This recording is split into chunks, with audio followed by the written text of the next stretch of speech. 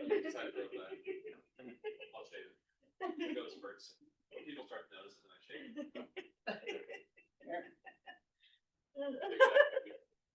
Darker than that.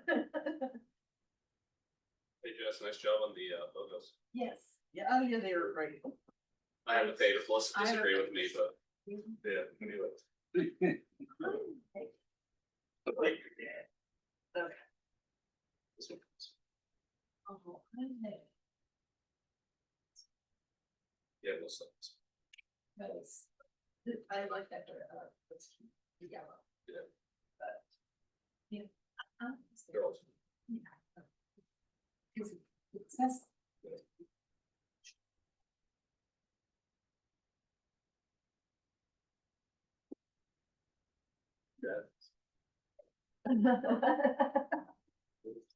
No, not So that's a good the jazz and stuff. I don't know. DC. Well, yeah, it's just.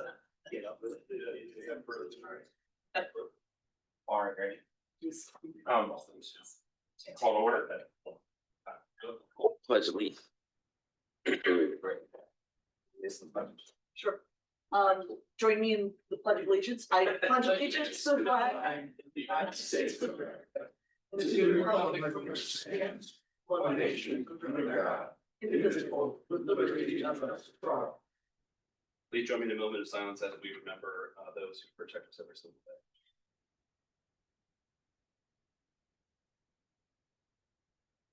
Thank you.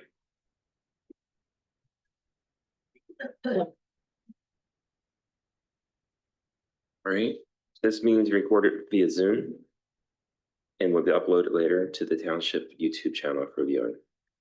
And then we have the chairman's report.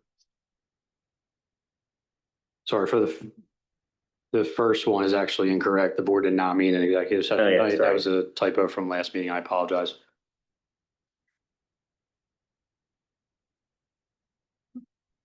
Then there's the East Goshen Community Day announcement. East Coast Community Day will be Saturday, June 28th at East Goshen Park. Event starts at 5 p.m. and goes until the fireworks show at sunset. Any public comment to start with on anything? If there's no public comment, and then we have the emergency service reports. And that would start with the WeGo interim chief, David Lee. Hello, how are you tonight? Good evening. How's everybody? Hopefully we get some of that warm weather coming here in the next couple of days. So for the month of May, the West County East Goshen handled 1,855 incidents total. 1,030 those were in East Goshen. Year to date for both townships, we're at 8,208 incidents. Year to date for East Goshen, we're 5,591. Let's give a breakdown of some of the calls that were handled in May. But just a reminder to everybody that the full breakdown of calls for May can be found in the Police Commission packet that's posted on our website each month. In May, we handled 9 police alarms, 9 frauds, 17 motor vehicle crashes, 6 disturbances, 6 domestic disturbances, 4 DUI arrests, 5 harassments, 1 simple assault, 16 suspicious conditions, 11 mental health incidents, 2 missing persons, 4 trespassing complaints, 26 well-being checks, 11 mental health incidents, as I stated, 1 suicide, and 39 traffic-related reports or problems. 542 proactive incidents were conducted by our officers. 81 of those were traffic stops. The rest were patrol checks, business checks, residence checks. In regard to the fraud, just to point out 2 of the significant ones. One was through Facebook Marketplace for a scam to buy a used car. The victim in that incident wired $9,000 to the scammer, never received the vehicle. Our detectives are currently investigating that. The second was the victim received a pop-up message on their computer after their computer was frozen. It was contacted by a scammer, basically scammed out of $8,000. They sent in Bitcoin and then $3,000 in gift cards. That information from the gift cards were turned over to the scammer. So again, we keep saying it, but we urge residents to be cautious in regards to anything online, on Facebook, on social media. Any questions or you have concerns, contact our department. We'll guide you through it. The simple assault stemmed from a road rage incident on Green Hill Road. There was an arrest made there, and the 2 missing persons were located shortly after they were reported missing. Just want to remind everybody with summer time here, vacations are upon us. And I want to let the residents know that they can go to our Crime Watch page and submit a vacation notice. They can go to the Contact Us tab and it'll take you to the vacation notice form. The information will be kept on file for the time that you're away, and the officers will periodically conduct property checks of your residence. So we strongly encourage that throughout the summer. And lastly, just want to remind all the residents, if they didn't already know, we put a few notices out on our social media platforms, but June 5th, the Paul Miller's Law went into effect. This law prohibits the use of handheld cell phones while operating a motor vehicle, even when stopped at a red light or in traffic. So no use of a handheld device at all while you're driving. Paul Miller was a 21-year-old from Scranton who lost his life in 2010 due to distracted driving. So any questions from the board? Or I have a couple questions Sure. for you. Thanks for being here. So the gift cards, so this one resident had a pop-up come up, gave $8,000 Bitcoin and then $3,000 in gift cards. Were the gift cards purchased in an East Goshen Township store? I'm not aware, Michelle. I could find that out. But there were 3 different gift cards that totaled that amount. And what they do is they'll buy those gift cards and then they'll provide the information on the back of the cards Right. to the scammer. So they're not like physically giving them the cards, but they're giving them the information so they can obtain the monetary amount of the cards. Right. And then the other question I had is regarding the new law. What do you suggest with people who have a GPS that they're trying to follow? So most times you can get your phone. I mean, I know a lot of people don't have their I guess screens that can attach to their phones. If you don't have that, my suggestion would be to buy something like that. You could, suction cup or sorts that you could put on your dashboard before traveling. Set your phone up with the GPS. That way you have it at eyesight and be able to see the GPS as you're traveling. But otherwise, you could just connect it to your CarPlay if you have a car that's able to do that. I have a question, David, about I forget what they call it, the kidnapping of the computer. Was this a business or was this an individual? This is an individual. Does that individual know that rather than pay $11,000, they could buy a new computer? You would think so, but it's a shame. The people that are really gone after here, and I believe this resident was a Hershey's Mill resident, if I remember reading the report today. So a lot of times they prey on people that really don't know any better, unfortunately. Yeah. Thank you. Good. All right, thanks All for right, all coming. right. Thank you very much. Thank you. Have a good night, everybody. Yep. Is that better, Derek? Okay. And next we have Grant from Goshen Fire.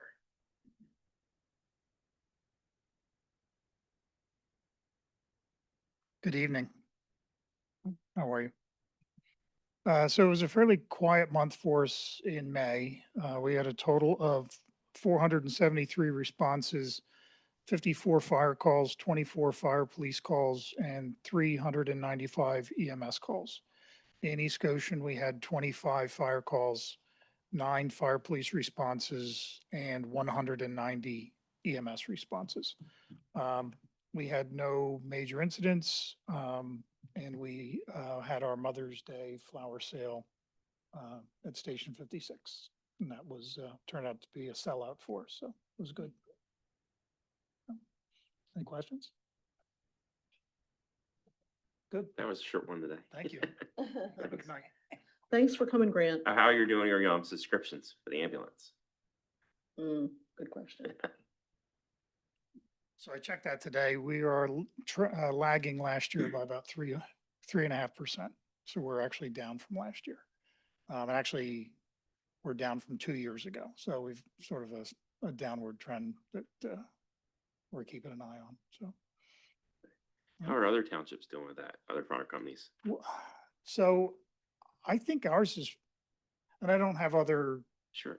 stations' data, Mhm. but I think our subscription drive performs better than most of them. Okay. It just, last couple of years have been tough for us, so. Mhm. I think we're still better than the others, but, when it hits the income line, that hurts us, so, Yeah. And you are planning on doing the fair as usual? yes. Last week of February, beginning of August, usually? Last Right. Last week of July. July. Last week of July, first week of August. It ends on. It's been a really long day. Like August 1st, doesn't it? or something? Yes, it ends on the first Saturday in August, Okay, great. so Okay, thanks so much, Grant. you're welcome. Thank you. February, July, it's all the same. There's no public hearings tonight. So next will be the financial report as of May 31st, 2025. Thank you, Mr. Chair. As of year-to-date, May 31st, net of pass-throughs, we had year-to-date revenues of $7,281,173 and expenses of $4,782,189 for a net result of $2,499,084. Our balance at the end of May in the general fund is $8,543,481. As Cody pointed out, the end of May, we typically have a pretty sizable net positive. Looks like a good surplus, and now we're going to have lean months. We get most of our EIT prior to November. Versus the budget, year-to-date revenue was almost spot on, 0.1% below budget, $7,000. The shortfalls were in building permits, property tax, and real estate transfer revenue, and those were offset by our EIT collections, alarm fees, and Parks and Rec signups. Year-to-date May expenses were $258,000 over budget. The expense drivers on that were unusually high snow expenses, as well as building repairs and meeting room upgrades. ARPA funds will be transferred to reimburse the general fund approximately $30,000 of those upgrades. And we also anticipate an additional savings of about $223,000 versus the police budget. And that's a combination of the 2024 surplus and the timing of the approval of the police budget versus the township budget. We're also expecting $50,000 in pension contributions to be returned from excess employer contribution balance since 2022. So we seem like we're in pretty good shape heading into the summer. I think we could be looking right now preemptively at a small surplus this year. Michelle had talked to me about possibly putting some money into the infrastructure sustainability preliminarily for the long-term cost of updating the comprehensive plan. We'll get better estimates on that and see what we might want to do at the end of the year. Versus our prior year, we are $786,000 higher than 2024, and that's the timing of our fire contributions and lower police expense. We just wrote all the checks you'll see in the treasurer's report for all the fire EMS, Malvern Library donations and contributions for the year. Any questions from board? Yes, sir. Dave, the very last thing on the page, Infrastructure Sustainability Fund had revenues of 201,000. Where did that come from? 200,000 is that should be we've got 176,000 in interest and 25,000 in interest and 176,000. What's that? I believe that was a transfer. Let me check on that.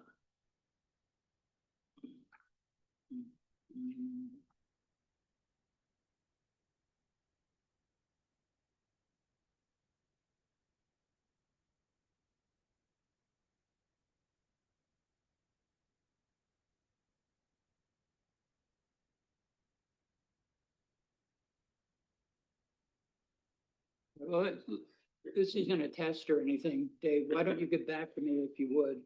And let's keep moving. Yeah, it was a transfer from the general fund of 176,000.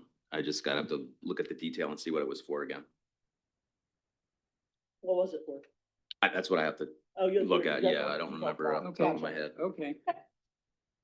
Let us know. Otherwise, it looks great, Dave. Okay, good. Thanks. Thank you. Thanks. Mhm. Great. Next, we have the approval of minutes in the treasurer's report. Minutes from May 13th. Mr. Chairman, I move that we approve the minutes from the May 13th meeting. All in favor? I'll second the motion. Oh, I'm in favor of it too. any public comment on those minutes?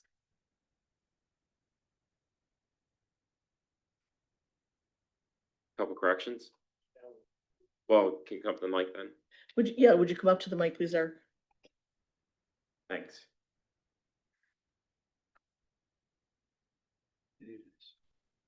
Eric Meyer. Just under, who was here, Michelle isn't listed, but said she was at the meeting. I was. Thanks. Also doesn't list me, but that's not a big deal, but. Yeah, no, then we should be listing. Yeah, yeah. Thank you, John, Larry. John, the 176,000 was from the LSA grant that I wrote that we finally got the revenue from. Oh, Yeah. great, wonderful. Thank you, All right. Dave. So we have a second on the minutes. All in We, favor? we did have a second on the minutes, and I guess we have to do a quick amendment. Mr. Chairman, I amend my original motion to ensure that the corrections that Eric brought forward are incorporated. I second with the amendment. All right, all in favor? Aye. Aye. Thank you. Thanks. Then we have the treasurer's report. Thank you, Mr. Chair. Treasurer's report is for the weeks May 8th, June 2025 through June 12th, 2025. Our EIT collections, real estate transfer tax, quarterly franchise fees, interest income, rent, building permits, and parks and registration and trip commissions drove our general fund revenue during this period. And the expenses included 2 WEGO contributions, our annual capital contribution for the building, annual fire and EMS contributions, the annual Malvern Library contribution, stormwater materials, highway materials in preparation for summer, tree removal, parks and rec classes, trips, park maintenance and repair, insurance payments, monthly pension contributions, monthly computer services, and routine operational expenses. The capital reserve fund expended $8,000 for camera replacements and additions, as well as a 36-month powertrain warranty on one of our excavators for the transmission powertrain. Bond fund expenses were $10,000 for engineering services for the field survey and pin installation and the plan for Hershey's Mill Dam. And then we had $3,000 of infrastructure sustainability fund expenses for treatment of the Upper Bow Tree Pond and maintenance of the Hershey Mill Dam Park. Mr. Chairman, I move that we accept the receipts and approve the expenditures as presented in the expenditure register and summarized in the treasurer's report. Public comment. Well, let's I get have a board comment. question. Yes. Yes. Dave, third last paragraph, the bond fund expenses, 10K for engineering services, et cetera, and plan for Hershey's Mill Dam. What, we finished that a year and a half, 2 years ago. Why do we have a bill now? Yeah, Derek, you want to comment on the timing of the survey back from Gannett Fleming? It was considerably delayed, and we always have a huge delay before we actually get the bill, usually from them. And part of it was for the maintenance of the park area itself. Okay. Yeah, maintenance of the park area, but also when you have to close it out with the state, there's a process you have to go through. And then I think that was a while ago, but then as Dave said, they're delayed in actually billing you too. So So these That- people wait 2 years to get their bill paid. kinda, yeah. We ought to deal with more people like that. All right. I think they have enough revenue where it doesn't hurt them, but yeah, it's a process, but it should be, pretty much should be it for Hershey's Mill Dam. Yeah, it should be. All right.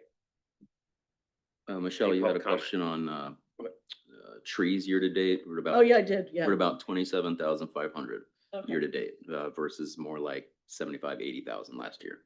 So Where the year before? yeah, pretty similar, 23 and 24. I think Mark Miller got tired. Dave, is there a possibility for our next board meeting, give a support and off update? Yes, absolutely. Thanks. All right, any public comment on the treasurer's report? If none, then all in favor? Aye. Aye. Okay, old Thank you. business, speed bump discussion. Thank you, Mr. Chairman. There, trying to find the right video angle there, sorry. So, yeah, thank you. So this is gonna be a larger discussion as well, but yeah, starting with this specific situation that we've been talking about for almost a year and a half, if not more. But so there was Waterford Road came up at the same time as, close to the same time as what we were dealing with Highland Avenue, a little bit after. But if everybody remembers correctly, for Highland Avenue, we went through fairly long, lengthy process to put an extra permanent speed bump on Highland Avenue. It involved engineering studies, a vote of the residents, things of that nature. So we finally got to a conclusion with that. That took about 8 months. again, Waterford Road was a little bit behind and a little bit delayed, but the process was so drawn out that we had a different thinking, and we discussed this in the board meeting at the time, was um, before we could do anything permanent that would affect it in perpetuity on Waterford Road, maybe we should do something temporary from the, my authority administratively, just get something down. Mark and I worked on it and be able to just garner feedback as quickly as we can instead of just talking about it for 9 months and not having anything on the road. So at the time, that's what we did. We put the temporary speed hump in that is there currently right now. And the residents have given me a good deal of feedback, which is good because that's what we wanted. We wanted that as part of the process. And by far, nobody likes the temporary speed bump. I think that is due to the fact that it's by its nature, it is a little bit more, the height is a little bit more than the permanent one. So it's more abrupt when you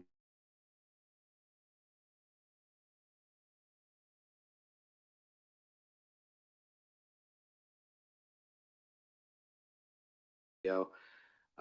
But it was a little bit more divided on whether people actually want a permanent one there or somewhere around it, or if there was definitely opinions that said we don't need another speed hump in general. So it was a little bit more of a mixed bag on that end. But it was overwhelmingly nobody liked the temporary speed hump. So uh, this leads to a little bit larger discussion because, as time goes on here, I think the last couple of months, we keep getting inquiries about different areas and speed humps. And so again, I feel like we've talked about this a lot, but we're going to have to now come to a conclusion on Waterford Road on what we want to do and how we want to go forward. And then also talk again about what we want to do with overall how inquiries come in and how we want to handle them. So um, one thing I will say about Waterford Road specifically, we can take that speed bump out this week. That's not a problem. But if the board wants to go down the way of engineering studies and votes for that area, Mark and I were talking about this today. It's not a great time to do it because Pico actually is closing down Mooresteen Road a lot lately because of the project they have going there. So you're getting a lot of through traffic on that project that probably is making it a little bit artificially high. But then you have schools out, so that takes away some traffic. So it's just not a very good traffic pattern right now as far as what the true numbers would be if we were getting an engineering study now. So if the board were to take the okay with taking the temporary speed hump out, I would probably recommend, and Mark, you can interject if you disagree. I'd probably recommend leaving it that way till at least we get into the very early fall and probably have a little bit more true nature of what's going on there with school back. And I don't know how long the Pico project's supposed to be. But I can give them a buzz and see. But so it's a little bit of a discussion point, and I welcome the board's opinion. Thank you. I have a comment. One of the things you didn't recount, and I think it was important, when we put the speed bumps in on Highland Avenue, it was because people were using Highland Avenue and what's the other street there? Taylor. Taylor, that's right. Yeah. They were using them as a cut through to come off of 352 and come down onto Paoli Pike without coming down to the light. So they were running through a neighborhood to run faster than they would have coming to the stoplight. That was why I supported that particular endeavor. Unless there's a problem of that nature with other areas, I'm not interested in a lot of speed bumps. Well, there is some complaints in the emails I've been getting about cut through traffic. Now, when you look at the map and how traffic flows, it's probably not to the extent of, in normal circumstances, of a Highland. But again, it's a little bit distorted now because of the Pico project going on up there. But it's a good point because, for instance, and I sent the board the letter that we got on Sturbridge Lane. Somebody requested one. Sturbridge Lane is actually a dead end. So that's no cut through. So yeah, I mean, there have been complaints on this Waterford Road about cut through traffic. Can I just let you all know real quick before Cody, I know you wanted to talk about that too. To be perfectly clear with the rest of the board, I didn't send all of you all of the emails that I got, but I got a lot of emails and I copied Derek or forwarded all of them to Derek so that he could collate the information to see if there was interest in keeping the speed bump, getting rid of it, or going to a temporary, going to a more permanent situation. But back to the Highland Avenue, that was also a cut through that was officially on Google Maps. And so Google Maps was actually redirecting traffic through that neighborhood. And I don't know if that's the case with Charter Chase, but I know that Google Maps was actually redirecting the traffic to go directly through Highland and Taylor. So I'm sorry, Cody, go ahead. No, go. Not good. I just have to say, when I was looking at the chart of speeds going through that neighborhood, I couldn't see evidence of higher speeds that would warrant a permanent speed bump or an engaged study to do that. It seemed like wait and see, but the data that we were presented doesn't really support a huge effort. Yeah, I did want to make, because I had got a couple questions on emails that I want to clarify publicly too. One, somebody asked me if it was possible to lower the speed limit more. It is not possible. It is already 25 miles an hour, which is the lowest legal limit you can do in the Commonwealth outside of this school zone. And then there was questions about adding more stop signs, that's out of our purview, and that's more of a PennDOT question as far as we would have to go through a process with PennDOT. Stop signs are a heavy lift to get, and they're not for speed, they're more for volume and line sight control issues. Question, Derek or Mark, how much taller are the temporary speed bumps than a regular speed bump? I don't think it's tall, it's real short, it's very broad. It goes up and comes right back down. Okay. Regular speed bump goes up this. Yeah, We have them in my area and they do a lot of damage to the car. Yeah. A normal speed bump goes just nice and gentle. yes. And you have to slow down otherwise. You should see the damage they do to some of Mark's trucks when he plows the snow and everything. It's bad, so. With the temporary ones, like angle with the top. If anybody could make comment, if we can go use the mic just for video purposes, and Mike, thank you, I appreciate it. No problem. Just your name, please. My for name's record. Rich Shoemaker. Where I live, they, for whatever reason, put in something closer to a temporary. I've driven through Taylor and a couple of the other streets because I used to live here. And so I just wanted to see how things were. And the speed bumps that we have here are very gentle, but you have to slow down for them. It's not like you can zoom your car over. The temporary ones are more like a jack stand. They're straight up on one side, straight up on the other, and like a square edge on the top. So when your car hits it, it's more of like an abrupt hit. And so that's why the temporary ones, cars don't like them as much, I guess the best way to say it. Derek, from a board perspective, I'll just speak on my own here, but when it comes to the admin process of bringing things to the board, I have no interest in entertaining speed bumps for a cul-de-sac. I don't know how everyone else feels, but I agree with Cody on that. There's no need for that. Yep, I agree, yep. I would agree with that. Could we get a better police patrol at the moment, since there's Pico working on that road and pushing them that way more? Yeah, I've had conversations with Interim Chief Leahy a few times, but we have a meeting this week, so we always bring up problem areas on a monthly basis okay. to the commission and at their meetings. All right, thank you. Okay, so it sounds like the speed hump, the current speed bump is going to come out. And we'll have to look at the situation after the Pico construction is done. Derek, when is this particular road up for repavement? That I don't know. All right, you say it's got a while yet, Mark. Can you tell me, like, is it 10 years?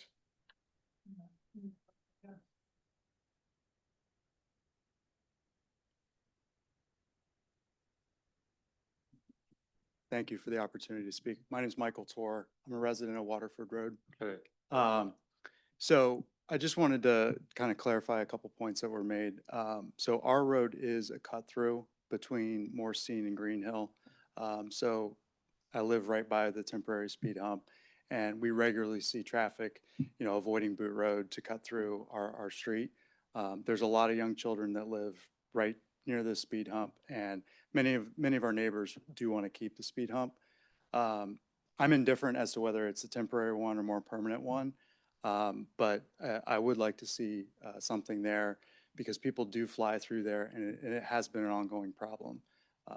I've lived there almost 7 years, and we see people just flying through all the time. So I understand there's some questions about temporary versus permanent, but I would like to see one stay Do you there. think it's a result of the construction that's going on, or is it regular? No, I think it's been an ongoing thing. In my opinion, hasn't really changed all that much. Your volume of 500, last year, 2,000 cars. On the last study. Okay, And on that Pico. yeah.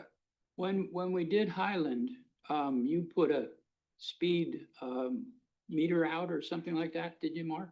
Still. Measure, to collect the data, Yes, did you do that on, Waterford? yes, 3 times. Capsulize that for me. How did it result? Can you come up and actually talk into the mic so everybody can hear you? You can stay up there Thank if you you. have any comments to make. If you want to add something to it, please do. Sorry, Mark. The speed limits range in the 75th percentile in the last 3 between 20, the speed limits are 25 to 30 miles an hour. And they're in that range for the 75th percentile. But what has gone up is your through traffic. And we're linking that to Pico. Because they don't confront us when they're going to close a road. So we have those, if I knew they were closed, I'd tell them, no, I don't think they should be able to close the road. But when they close that road, you guys just get bombarded with traffic. How long do they expect to close it? Yeah, I that would. don't know. Yeah. Yeah, well, it's Pico, of course. Well, should we leave the speed bump in temporarily until Pico's finished, or do you want to get rid of it? That might be smart. It's up to you. I mean, I've It's got a gonna slow people lot of down. negative feedback. It does slow people down, Well, but how much, I mean, I don't know how many people live there, how much negative feedback Yeah, is, or who, whatever. I mean. I have an online- Everyone lives in the neighborhood it's negative feedback from Charter Chase residents. There's yes. somebody and online. residents. Somebody And then we online have wants to someone that talk. wants to speak. Yeah, Right. go ahead. Somebody, whoever's on Go to Zoom. Megan, please, Miss Gregory. or Meg Gregory. I'm going to let Mike finish up, but I'd like a little bit more conversation about this issue. So Mike, if you want to finish up, whatever you were going to say. Yeah, go ahead. Well, I was gonna say is, another big problem is they're blowing the stop sign. They're not even stopping for the stop sign. So if Jared, you guys could talk to. So we need the police to They- come out and do something about this. Yep. Well, that's We have a the- traffic unit, right? Yeah. And they Yeah, can come out we- and do something. We pay for a traffic unit. Do you have any more comments?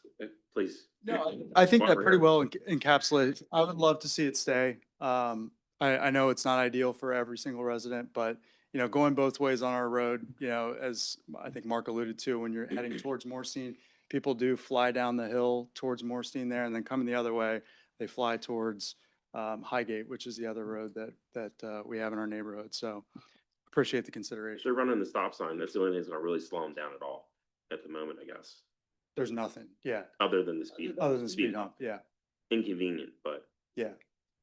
I know what you mean. Yep. Any other comments? Miss Gregory. Miss Meg Gregory?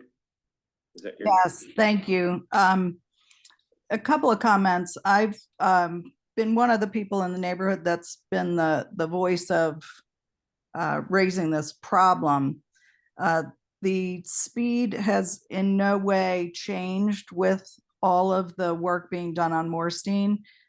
If anything, it's helped Morstein because Morstein's a racetrack. So the telephone pole work has actually helped with the speed there. The temporary speed bump is not ideal, but it forces people to slow down. They still race from the speed bump through the stop sign. And the other thing I'd like to just have it be looked at is who doesn't want the speed bump and what is their address. I really think people on Waterford, where I live, obviously, and Mike Tour does, the people on Waterford have the problem. The other streets are cul-de-sacs. We are a cut through. I've had people stop and say, I'm told I can get to Giant through here. Where do I go? I said, well, really, you're supposed to go to the stop sign at Morstein and Boot because this isn't a cut through. So that issue's been going on for a long time. So I know you guys have worked really hard and listened to a lot of my complaints, and I appreciate it. I just don't think it's a temporary issue with Pico. This is an ongoing issue with little kids now in the summer. I just can't live with myself if somebody gets hurt. Thank you. Yeah, thank you for your comments. Well, I think you leave the speed hump there for now and see what we can get. Maybe we could also find out when Pico's gonna finish their project and then get the police to come through and do a little bit of increased enforcement. Well, like Derek was saying earlier, also, we can't do any really good studies until Right. Pico's gone and school's back in. Yeah, but they can do enforcement. But we need to do enforcement. They need to get out there and get that done. If they're blowing stop signs, that's, yeah. That's gotta get done. All right. So it sounds like it's gonna stay for right now. Okay. Yeah, I would leave it for now. What do you think? Okay. Yeah, Okay. so I want to slow them down. It's only, I mean, just for a little bit. Any other public comments on this or anybody else? Anything Yeah, else? I'm gonna bring something up, just kind of Yeah, continue go this. I know that we, in the past for Highland, and just from an admin perspective for Derek, I know in the past we did a ballot. And I know that was sort of the last ditched effort that we did, because we, like what Miss Gregory said, to see what the neighbors really wanted. I don't know if we want to come up with a policy in the future to discuss one.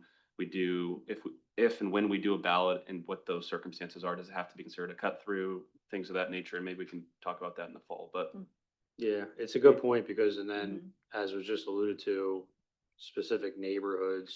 I mean, I didn't really see the breakdown between Waterford and the other roads, but people that have different priorities depending on specifically where they live in that neighborhood. So, yeah, it's definitely Tough one.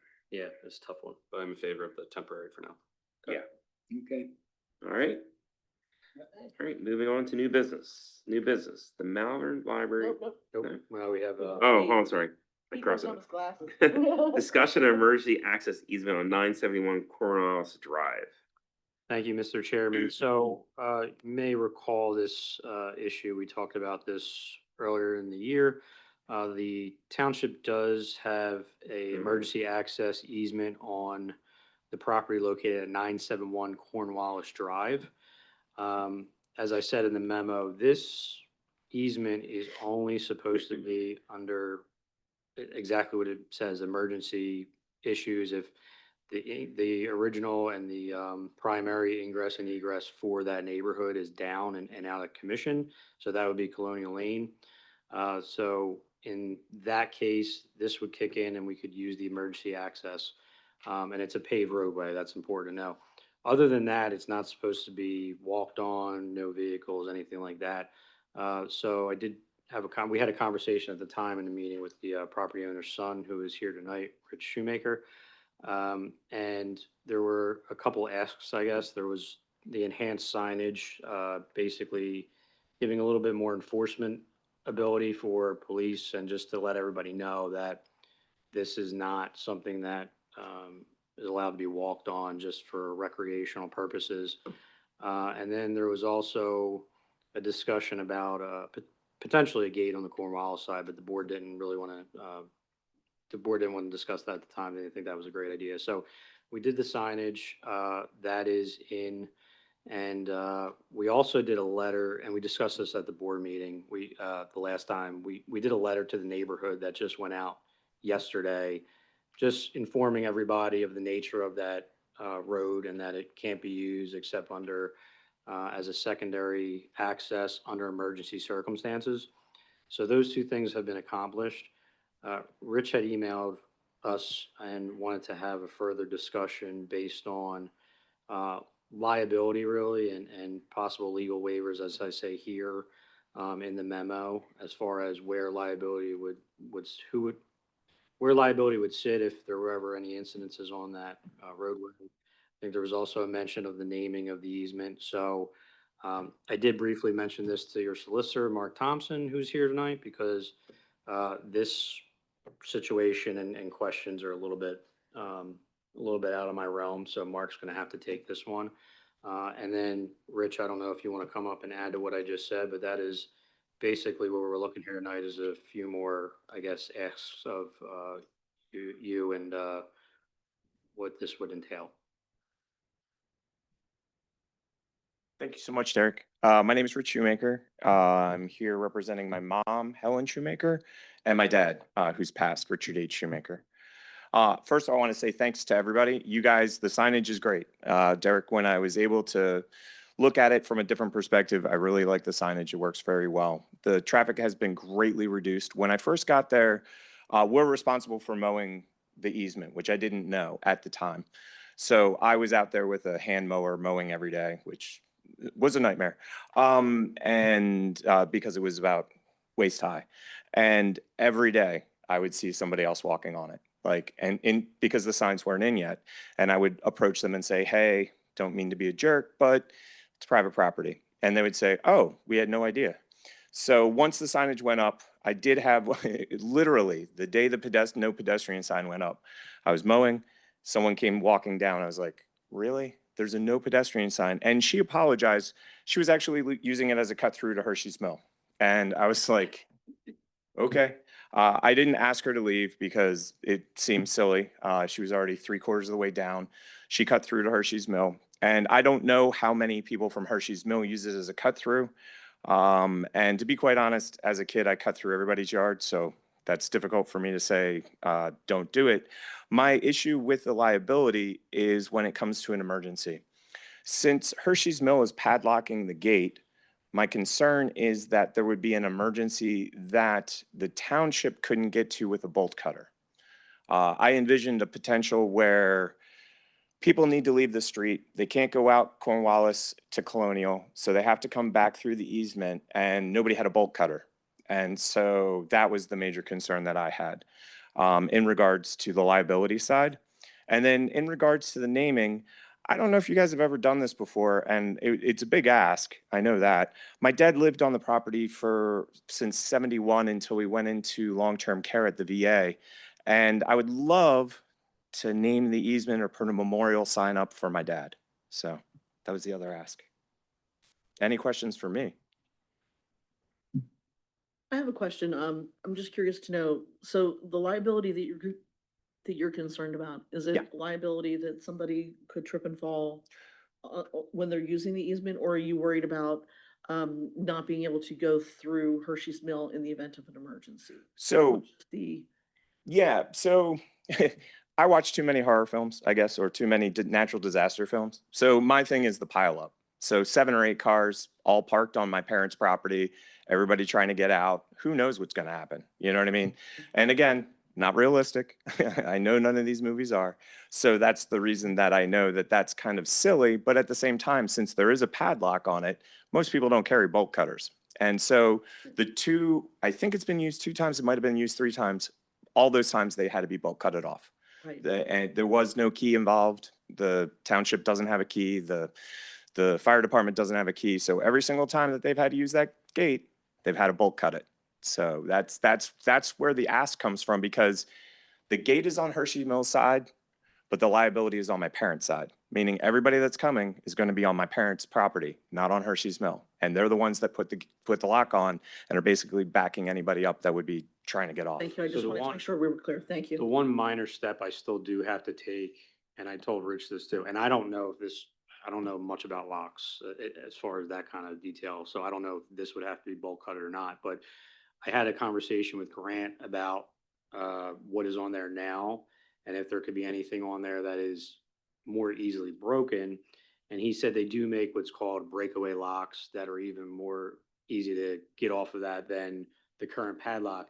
I don't know if that still involves bolt cutters or not. I can find out, but that was the suggestion from Grant to ask Hershey Mill about a potential quote unquote breakaway lock, which I don't know much about. Well, when you sell a house, they put a key in a box, and that key box is Yeah. available. So I'm not sure if something like that might be also a possibility. I'm gonna run away if you guys don't have any more questions. And then I just had I just had a question for our solicitor on, Mark, on the memorial question or whatever, the naming. I mean, technically it's an easement, it's not a right of way, so it's their property. So I mean, they can do what they want with their property, correct? Absolutely, yeah. Okay. I mean, it's not a roadway. I guess there's nothing that precludes naming an easement, but Okay. it would create a road. It is a Right. fairly limited easement. I mean, it's only an emergency access easement. So if it were a trail or something that was used regularly, it would probably be more appropriate. Just concerning the liability issue, it only relates to the use of the emergency access easement. Any other use that's not related to an emergency, I would say you would not be indemnifying or providing any liability insurance for that. But the township does have to indemnify pursuant to this if it's any issue related to the construction of the road itself or any issue with respect to the public or township employees using the road during an emergency. So we don't have any liability if it's just someone else. It's kind of, I guess, the property owner's responsibility to make sure that if anyone's using that easement incorrectly, that, they have to leave the property or that they're trespassing. Is that Okay, well, something for I the- should for talk the to our record, property and liability insurance carrier about? Adding that New to our board member. insurance? I don't think so, no. I mean, Okay. it's no different than, I mean, it's actually more limited than if it were a trail. Okay. It is a good question. I just want to make the comment, I live on Cornwallis. I've lived there 23 years now, and we have not had any emergencies so far. Two. There were two. There was a man who I think was trying to kill himself, I think, and then there was a house that burnt. And they had to use the emergency access to get people in and out. Okay, I wasn't aware of that because, It wasn't an evacuation. I guess that's a different way to say it. It was a use of the emergency access road because something was blocking the main thoroughfare. So it would have been an emergency vehicle that they broke the lock, came down the emergency vehicle, went to the house, got the person, and then came back out. Did I describe it right? I wasn't they here come at the in from the time. back end. then. So, Close enough. yeah. That's close enough, but yeah, Yeah. and then there was the house fire too. Yep. So, in regards to the naming, the issue becomes once the house sells, obviously, the new property owners could sell and name it anything they wanted. So that was the reason that I was trying to codify it as a memorial for my dad. But I understand it's whoever owns the property, they can name it whatever they want. So, and that makes perfect sense. Okay. Thanks, guys. Thank you. Thanks for coming in. All right. New business, Malvern Library presentation.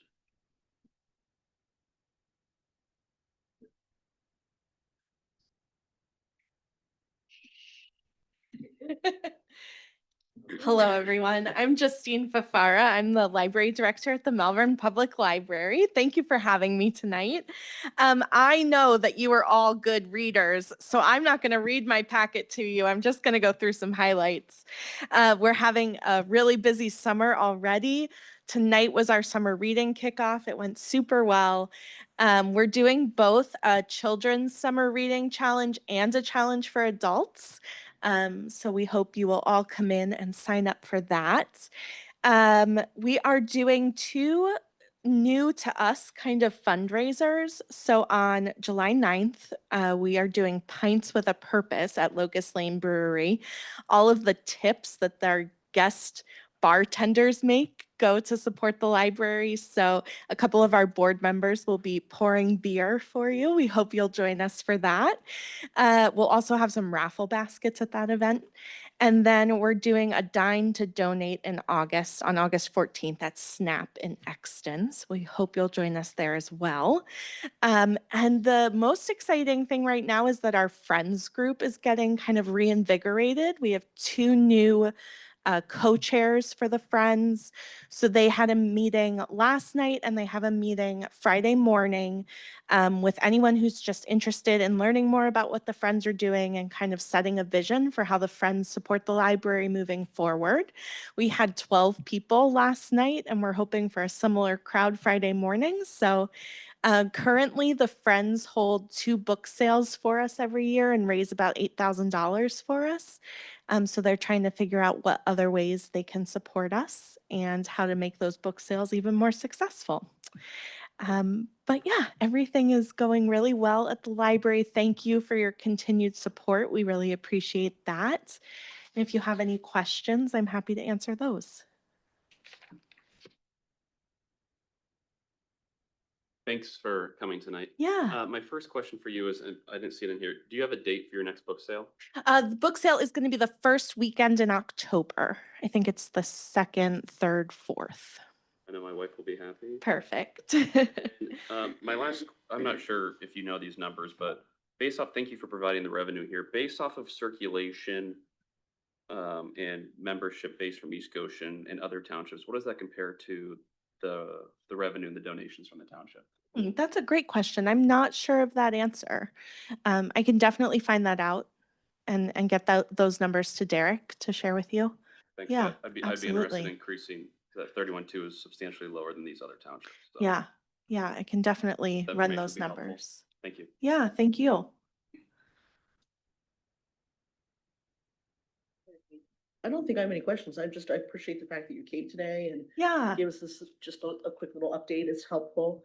And maybe just a reminder email to Derek for both of the fundraisers, like that week. Yeah, Would be helpful, and he can make sure that he puts it out to the rest of the board as well. perfect. I Just can as- do that. But, You can put it on our also- social media too. that'd be great, because I think that, when people go out, are you gonna have somebody out in Exton when you do your fundraising? Yes. Okay, Yes. because it's helpful when you have somebody standing out there and trying to get up. a little bit. Yes, there's Okay. like a radius. We're not Mhm. allowed to be within of the restaurant, but it's on in the Main Street Shopping Center, right? So we'll just be at some other restaurants, some other stores around passing out flyers. Yeah. Very incognito. We might be at Walmart. Any other Great. questions? or Yeah. Comments? I think it was a great presentation. Thank you Yeah. very much. Thank you so much. Have a wonderful rest of your evening. Too. Thank you.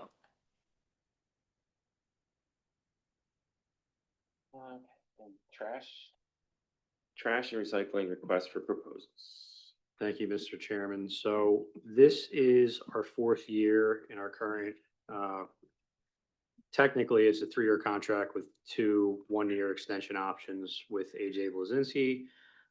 So not knowing how the board felt in moving forward with that, we were able to come up with a draft request for proposal and see what the board thinks about this. I do want to thank Mark Miller, Lynn in Public Works, and also Mark Thompson. They did a heck of a job getting this together and reviewing it. We had a lot of meetings and a lot of conversations on how we can kind of go about this. So this is the request for proposal in the memo, as I say.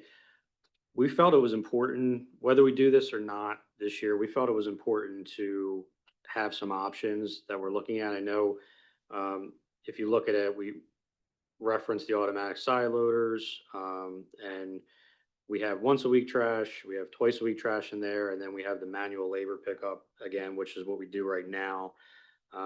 So I don't want to scare anybody and saying we have to go one way or the other, but I think that as expensive as this service is getting, I think it's important to explore different options and at least get some pricing points so that taxpayers and the board are aware of really what we're paying for. So that was really the crux of what we were looking at as far as any changes, I'll say. But also another big one for me was when we eventually do this, I would like to get the township on the same schedule. Right now, we break it down in the southern half and the northern half of the township. We have, when you include yard waste, we have trash trucks here 5 days a week. So it seemed a little bit excessive. So that was another point that we were trying to work out. Yard waste was a contentious conversation. We are the only township that I've seen that has once a week yard waste. and I was questioning it. Mark reminded me that everybody would probably kill me if I tried to change that. So I backed off of that one, but it is unusual, and we're gonna have to take that into consideration when looking at prices when we do. So those are the major highlights. Again, we're in year 4 of what can be considered 5 years. But we do have the option to do this if we choose. So it's board discussion, and I will take your lead. Question, probably for Dave as well as Derek. Did the price or cost to us escalate year upon year for the first 3 or 4 years? Yeah, every year it increases by the December 31st cost of inflation, cost of living adjustment. So Cool. it's whatever that 12-month period is. So that's 3% could be, one of the years it was 5.5%. this The year. highest was 8. This year it might be more like 2.5%, right? Could be. I've seen between, obviously the Fed's trying to go for 2% inflation hold, and projections are anywhere between 2.5 and 4. Powell talks tomorrow, I think. Yep. At 2:00. Mhm. My point is, I would like to see numbers too, like Derek wants to see it. But I'm prejudiced in favor of going for the extra year if we're gonna only raise the cost to us of 2 or 3%. Yeah, I've run some preliminary projections on the refuse budget to see where the balances would be. Running out, so right now for this year, the contracted service alone is about $1,030,000.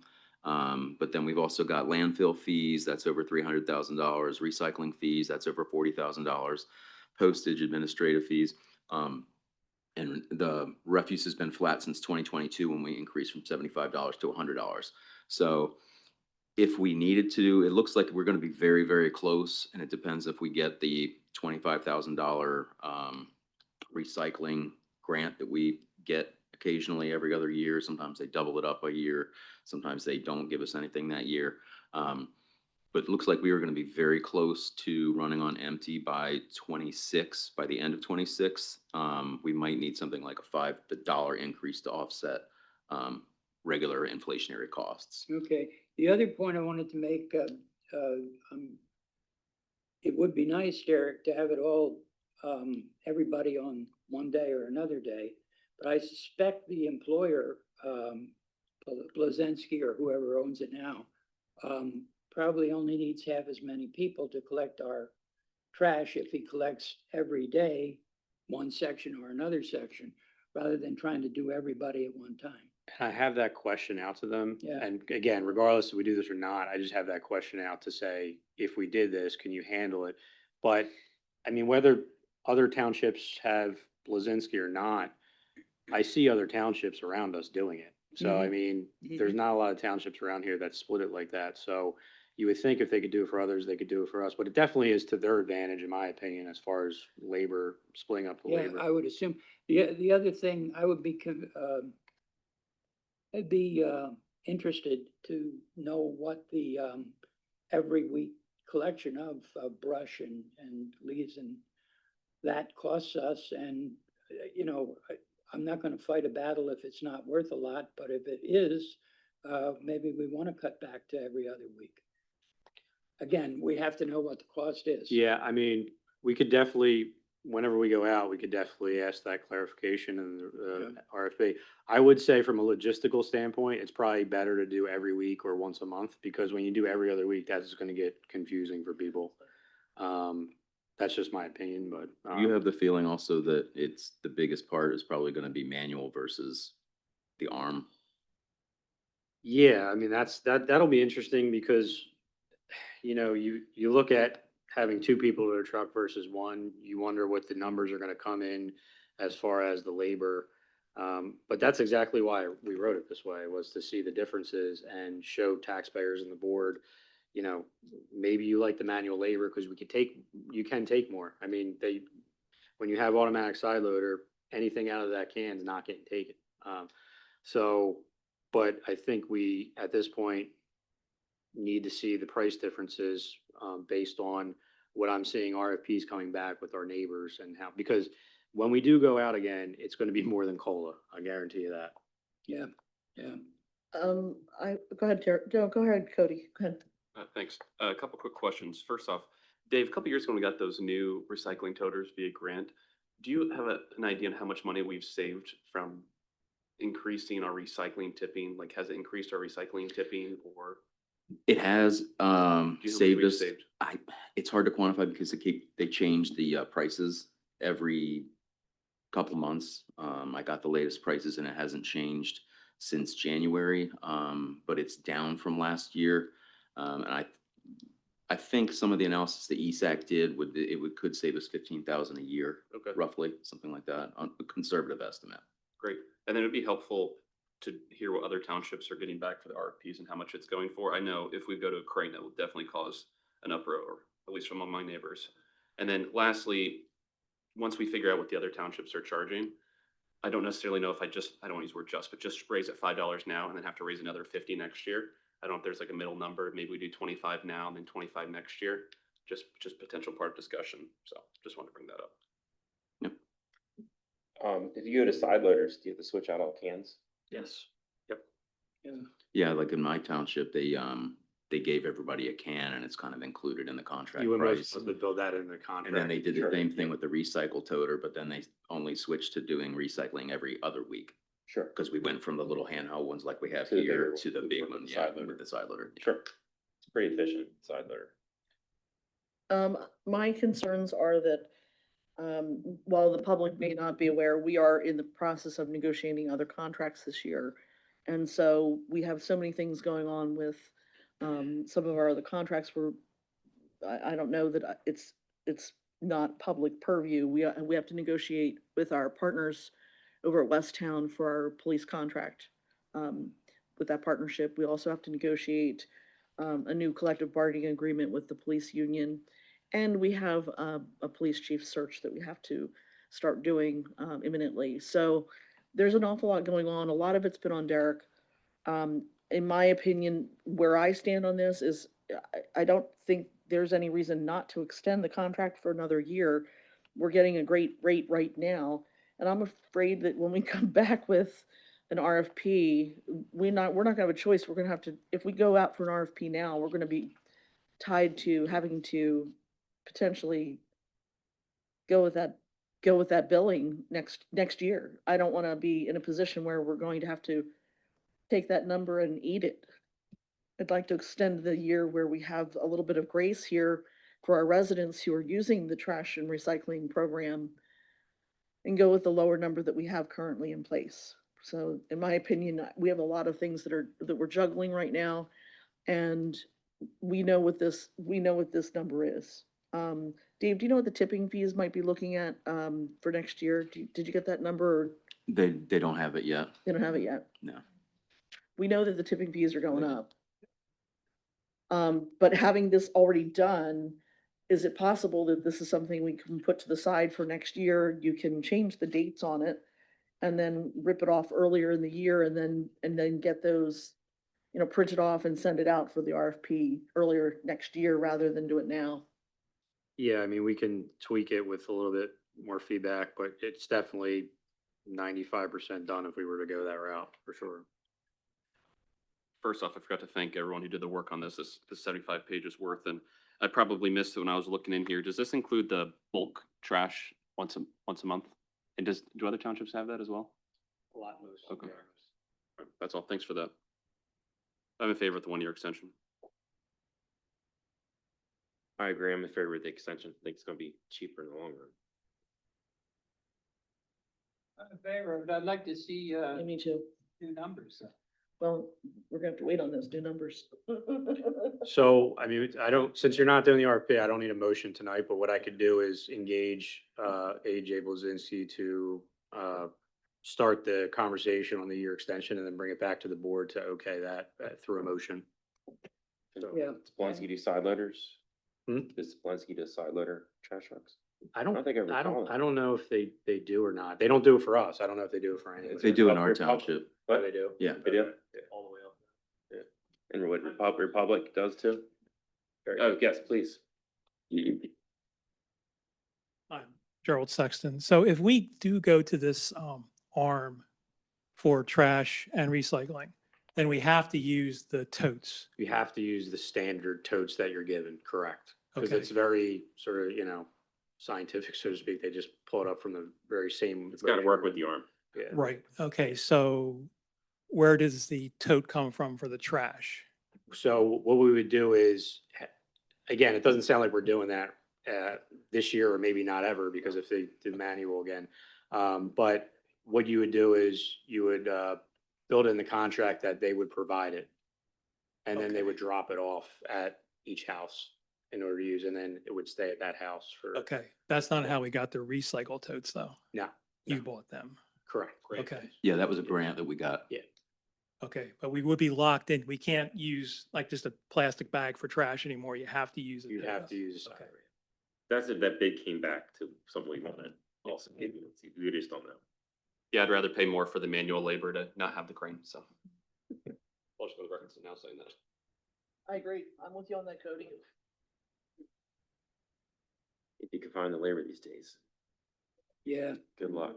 yeah. Yeah. It may not be a choice. Huh? You can't find help these days at all. All right, All right, move- next on the list here is the hydrogen pipeline ordinance discussion.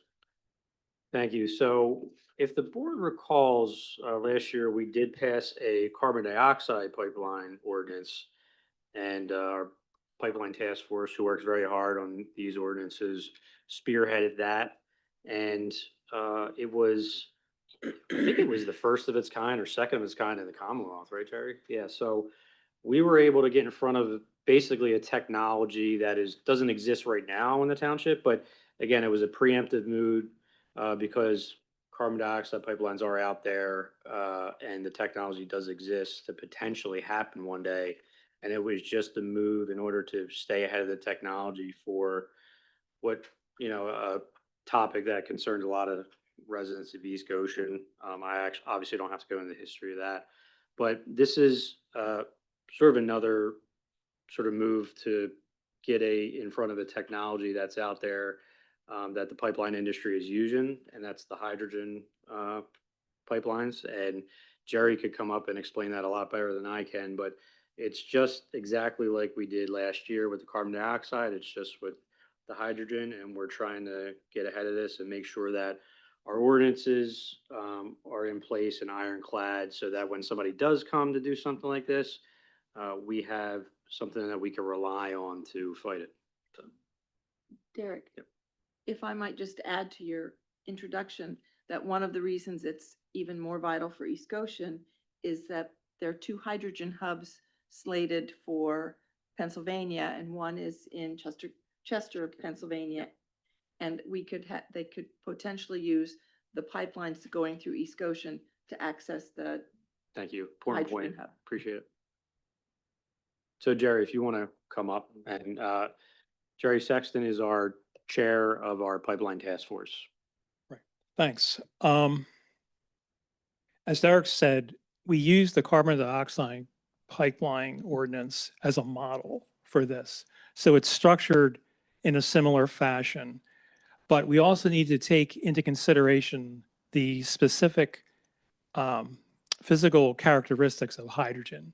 And it is different than anything that we've dealt with before. It's not a hydrocarbon, but it is flammable and explosive. It is not widely used right now. And although you may not have seen a lot of coverage in the press about it, the industry is still pursuing it because there's profit to be made from this, especially if the hydrogen is generated from methane or natural gas. So there are 2 things that really struck us as unique about hydrogen, and we made sure that we incorporated them into the ordinance. One is that hydrogen, because of its physical nature, causes a phenomenon called embrittlement on steel pipe. And that's something that has to be addressed. And as Barbara said, there's obviously talk or thoughts about using the existing pipelines in the township, especially Mariner East 1 and 2 and 2X to convert them to hydrogen. Well, it's not, as easy as doing that because they are not the right material construction for hydrogen. So that would have to be dealt with. The other concern is the flammability range of hydrogen. It is extremely large compared to other materials that come through our township, like methane, for example. Let me just check it here. Hydrogen has a flammability range of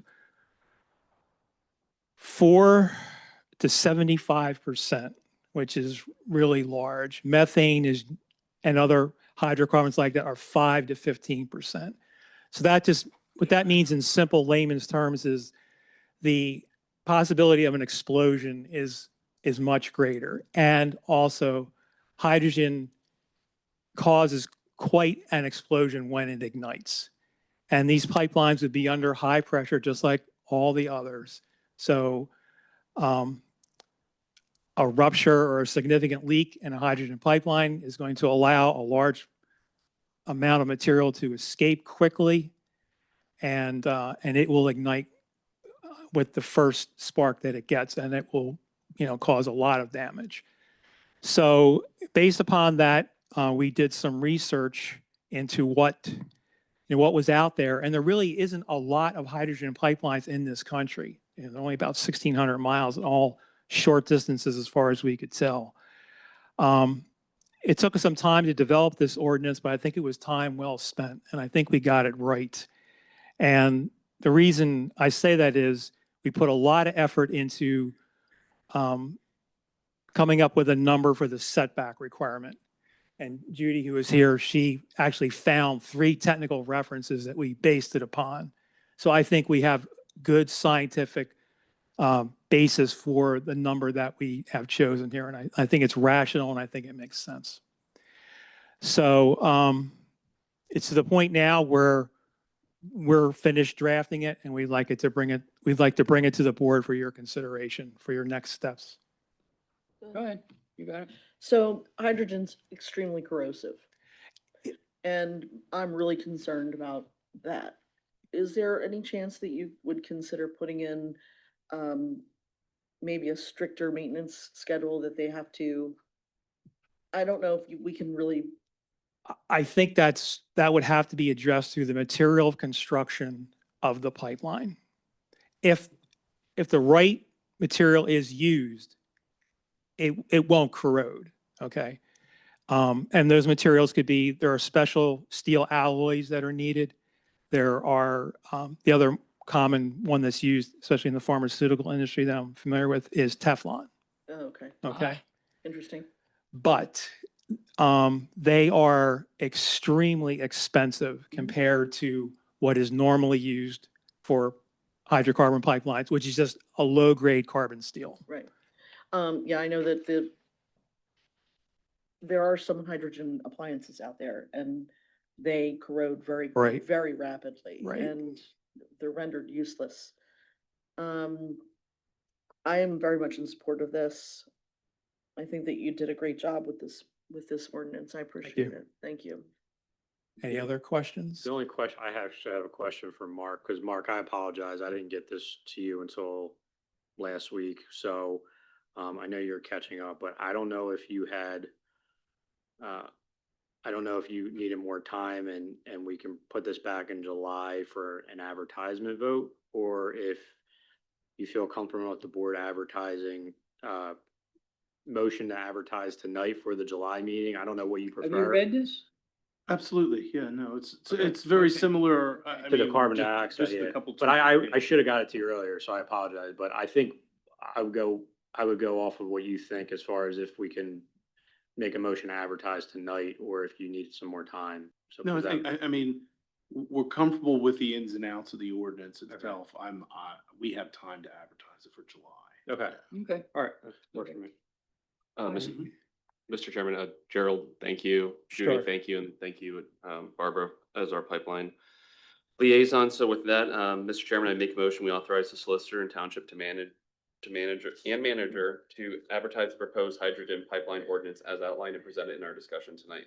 I second that Second. motion. Ah, Ah, Any public comment? I want to make a comment. I want to make a historical reference and say, perhaps we could call this the Graf Zeppelin ordinance. Zeppelin blew up. The Zeppelin that blew up, it was all hydrogen, like that. Maybe- Helium. maybe we shouldn't refer to it as that. Yeah. There's no other comment then, all in favor? All right. Thank you for all your work. Yes, so we'll advertise it and then we will put it on the July meeting for passage. Yep. And then we have the line painting bid with West Goshen.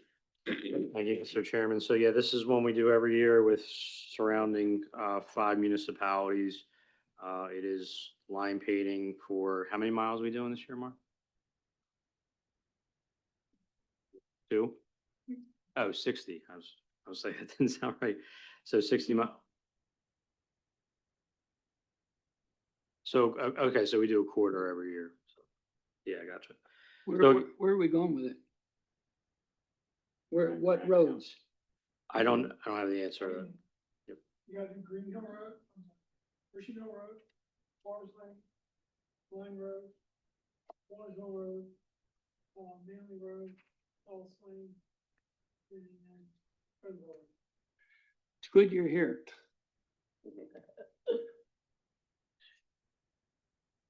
Is this budgeted, Dave?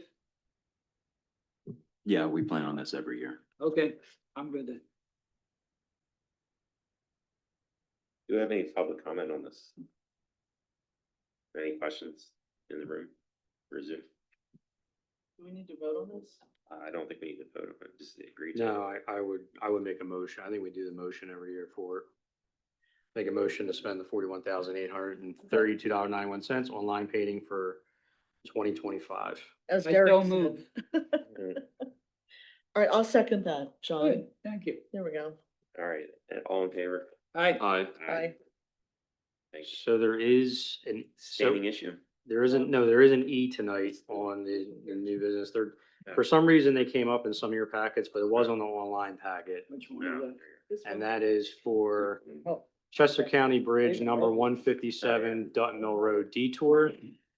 So if you recall, the Chester County came in last year and told us they have to shut down the Dutton Mill Road Bridge for a time because for structural repairs. They basically said it was coming. They didn't know when. Well, now it's starting to, the timeframe's starting to come into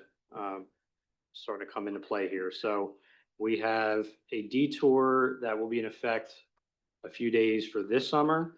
That's not a huge deal. That's just for some soil and boring samplings. But the big one is fall 2026, Dutton Mill Bridge will be shut down for 9 months. So that's the timeline we have right now. And I'll bring up on the screen here. No, I won't. Oh, there we go. So I don't know if I can flip this around. So this is the detour we're looking at. Lost here. Where's Manley Road? So Manley Road is right on the border of Westtown. And then above that to the north, you have Strasburg. So if you can see the pattern here, the detour is just avoiding the subdivisions in there. And there we go. Is that good? Okay. So this is what the county sent us. They wanted input from us before they go to PennDOT. We don't have to make a motion, but they just wanted to know if we had any comment. If you do or don't, either way, I'm going to have to send a letter to the county letting them know we're okay with it, or we have this comment or that comment. And then they have to get everything settled with PennDOT after that. So Do we have any idea how long they're gonna be shut down? 9 months. 9 months. 9 months? Yeah. So is that really real 9 months or is that? Probably for structural repair. Probably 10. Yeah. And they Mark, operate. do you have any comments you want to put on record about this? Yeah. Yeah. I mean, Mark and I talked about there's not many options beyond kind of what they're doing. You have to go through the 2 roads to get to What's 352. going to stop from going from Will Penn? Nothing, but it's the official detour, I guess, is Yeah. the point. So, but you would think if they're already on Manley and Strasburg and head to 352, it doesn't make sense to go to the subdivisions, but who knows, right? Who knows? Well, I guess we'll find out. Yeah, so. All right, is So- this informational or do we need a? Well, it's informational, but if there was any comments, I could put my letter that I have to send to the county. You don't like the detour. Yeah, we don't like the detour. Don't do it. But yeah, so again, it'll be in effect a few days this summer. I don't have the exact dates. I'm hoping to get that as soon as they give it to me. And then starting in the fall 2026, it'll be shut down for 9 months. So that is all. That'd be great. Was it Dutton Mill?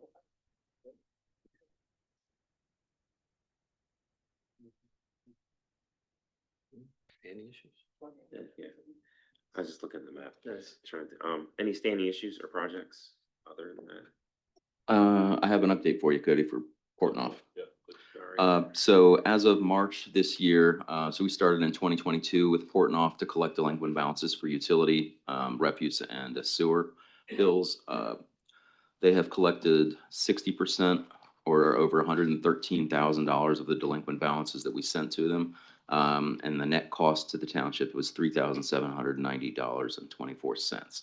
Township also, using the Portnoy name and sending out mailing, also collected an additional $65,000 on top of that through lettering efforts from the finance staff.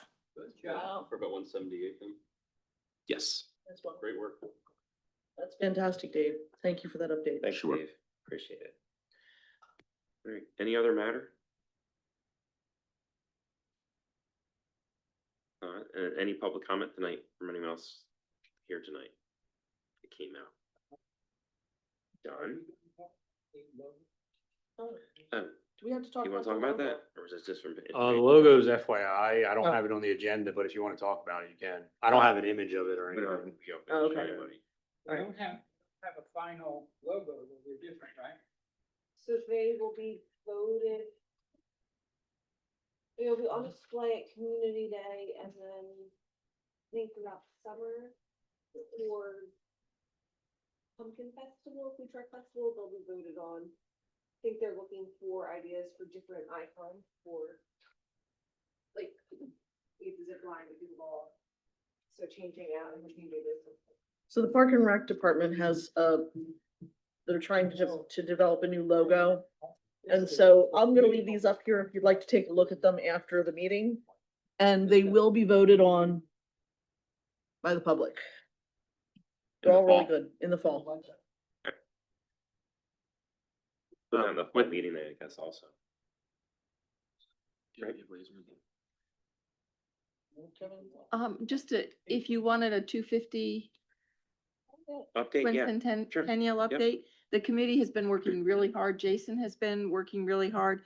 2 bands have been contracted with for the 30th, the Chester County Concert Band and a Grease Band, which will do 2 sets right before fireworks in the evening. They've already been contacting scouts and military groups to be present. Parade will be scheduled in the morning.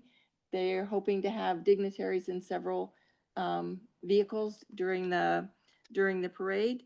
They applied for a $10,000 grant, which unfortunately they found out yesterday we did not get because of the stiff competition for the grant. But they're going after a couple of larger sponsorships with committee groups like QVC. They're including a number of historic events and have somebody ready to play. Ben Franklin, the Lenape Nation will be represented. And they're working on a fife and drum corps for the parade. And there's going to be an encampment the night before the big event. Okay. So lots is going on. They're taking a hiatus in meetings till the end of the summer, but they're working really hard and doing some excellent work. So I thought I'd give you that brief Good. update. That's great. Good. You wanted to do? Yeah, I'll do it if you want. Yeah, please. I just want to thank Jason Lang, and the Park and, the Public Works Department, for the work they did to make the Memorial Day, the first Memorial Day celebration in East Goshen Park, very successful and very nice. It's beautiful. Yeah. All right, then, that covers the reports, I believe, then. Any correspondent reports of interest other than that one? Anything else? Mr. Chairman, I move that we adjourn. Second. All in favor? Aye. Aye. Thank you. Thank you.